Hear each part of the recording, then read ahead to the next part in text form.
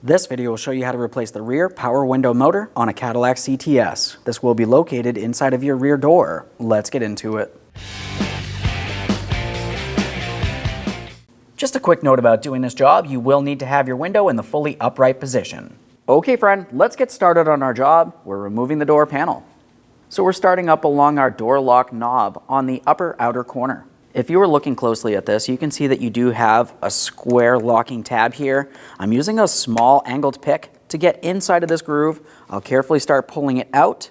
Once you pull out on that locking tab, you should be able to lift up on that knob. Just a quick inspection of that, we'll set it aside.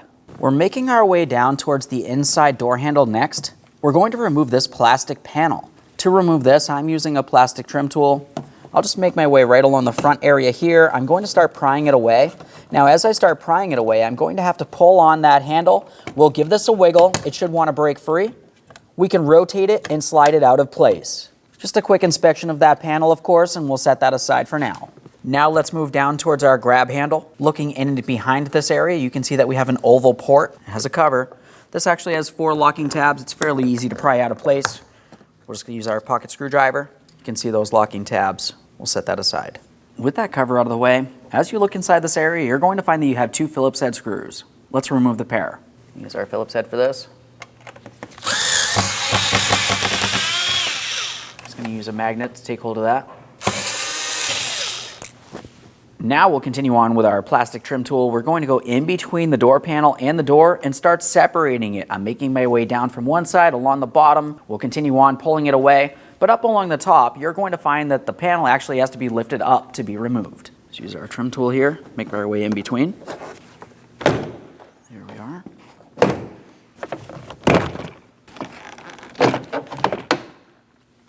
Remove the door panel from the vehicle. A quick inspection will set this aside. Now that we have the door panel out of the way, we're going to have to make our way inside of this area, so I'm going to remove this metal panel. To remove the metal panel, I like to start by removing the electrical wiring harness from its mounting point. I'm just going to slide it right off of this mounting stud. If you have a hard time doing that by hand, you can use a small prying device. We'll use a 10mm for each mounting nut, so we can slide this panel out of the way.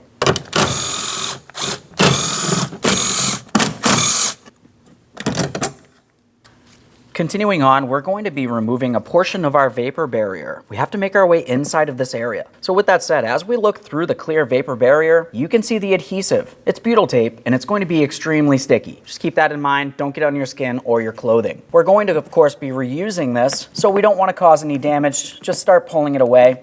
If you need to, you could use a razor blade to break it free. Just be careful not to actually rip anything here.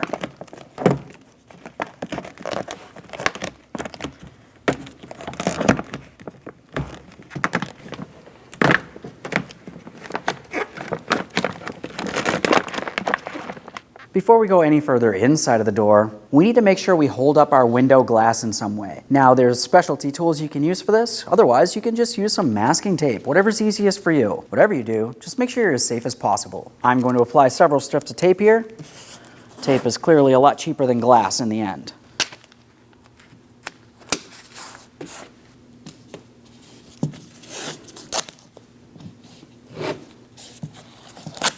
Clearly, you can add as much tape as you deem fit. After that, let's continue on inside the door. Now that we have this pulled back far enough, we're looking inside this area.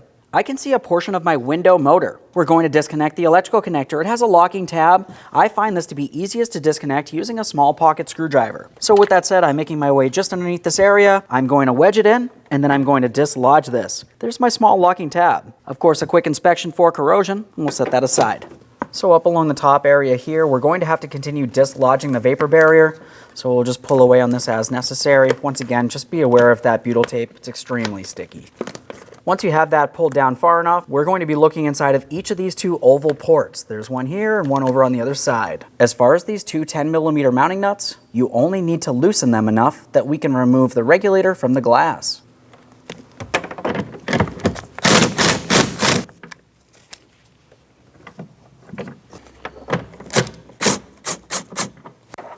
Now we can start dislodging the window regulator from the door. We'll be using a 10mm for all 5 pieces of hardware, holding the upper portion of the window regulator in place. I'm going to fully remove my first bolt, but start it back in a couple threads.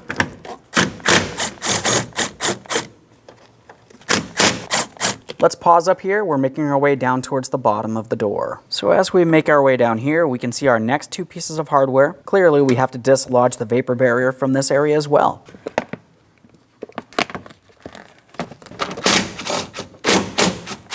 Now that we have those dislodged, we can push this back down temporarily. We're going to have to dislodge this portion of this box. It's fairly simple overall. I'm just going to use some long pliers, squeeze in on my locking tabs, and pull that out and away. Now it does have a secondary point over here, but we don't actually have to do anything with that. What we have to do is remove this mounting bolt from right here. So we'll just pull the vapor barrier just far enough that we can gain access to that. At this point, we'll carefully reach inside of the door, being aware of any pinch points. Obviously, if the glass starts coming down, the safest thing to do would be to get out of the way. With that said, I'm holding onto the window regulator. You can either hold onto the regulator or the motor. We're going to remove our final mounting bolt that we have started in a couple threads, and we can remove the entire window regulator and motor assembly through this large port.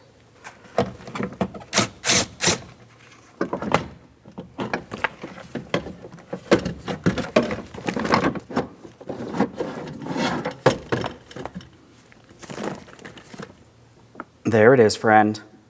Let's get this over to the bench. Now on the bench, we're going to remove the window motor from the window regulator. You're going to find that you have 3 T30 torque screws that must be removed. Once we have those out of place, we'll pivot the motor, slide it up and out of the window regulator.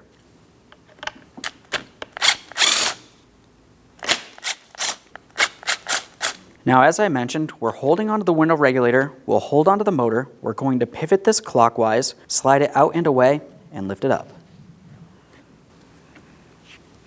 There it is, friend. Okay, let's get ready to install the window motor. Looking along the inboard side, we have a small cogged area that needs to fit into the corresponding port. We're bringing this down. The next thing we need to do is make sure that all 3 of the black ears line up with the edges of our window regulator. We're going to press this down as necessary till it's flush, and then we'll rotate it counterclockwise until all 3 of the mounting bolt ports align as they should. We'll start in all 3 pieces of our mounting hardware before tightening any of them.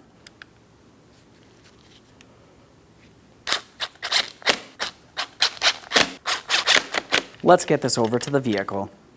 Now, as we bring the window regulator into place, we need to make sure that the end of the window regulator up along the top fits around the window glass. After that, when we have it in the proper positioning, we're going to be starting in all hardware holding the window regulator in place. We'll bring it in through the large port in the door.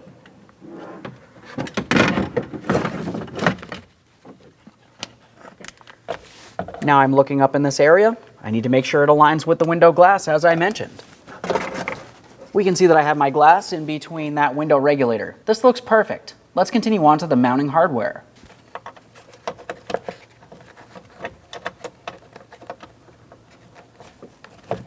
Okay, those are started in. Let's make our way down.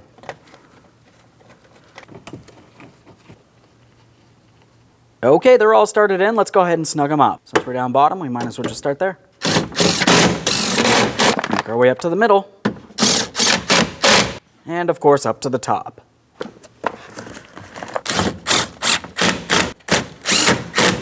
In that same area, let's make sure we tighten the clamshells up along the top of the window regulator. We want to make sure it's squeezing up against the window glass.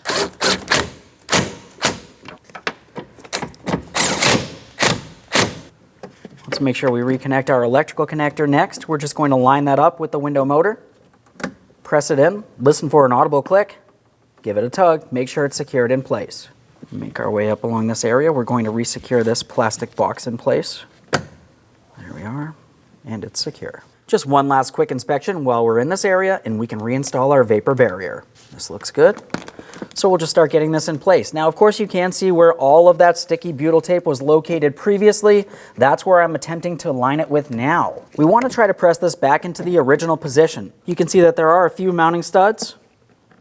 We'll just make sure we have those lined up, press through.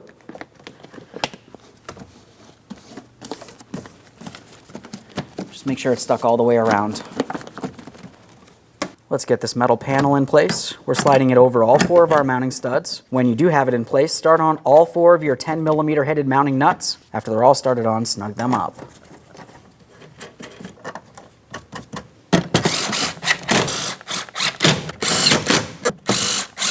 We'll We'll secure our wiring harness in the proper placement. Just press it on there. Let's remove the tape from our window. It's time to reinstall the door panel. As far as the door panel is concerned, there's a couple things to focus on when we bring this into place. Up along the top, you have a small metal ridge that'll fit along this area next to your window. As we make our way down along the center of the door panel, we have the electrical connector that will go into this portion on the door, which is also an electrical connector. The two slide together. You're going to find you have locating tabs and locking tabs. Those will fit into their corresponding ports, and then we'll just tap this in. With that said, let's start up along the top. We're coming up nice and high so we can bring that ridge down into the proper placement. I always like to make sure I can gain access to my door lock rod.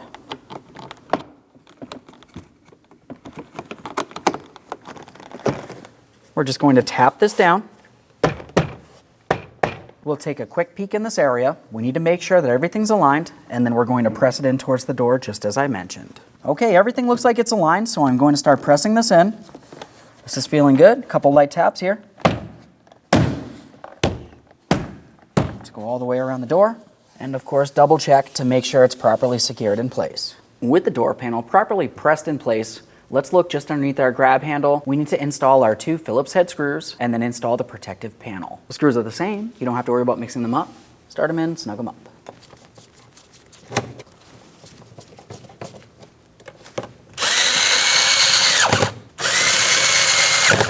Let's go ahead and install our plastic panel. Line it up, press it in.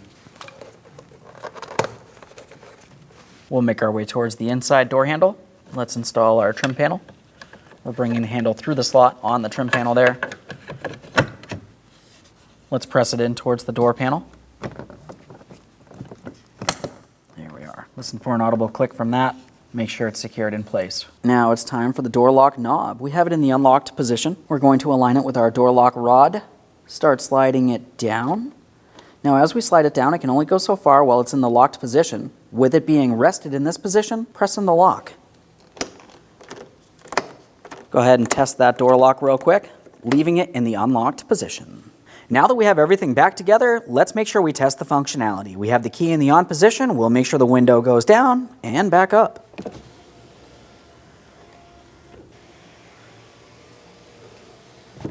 Perfect. Thanks for watching. When only the best will do, demand TRQ. The only company that lets you view before you do. TRQ is committed to offering the highest quality aftermarket auto parts that are engineered for peace of mind. Thanks for using and viewing with TRQ.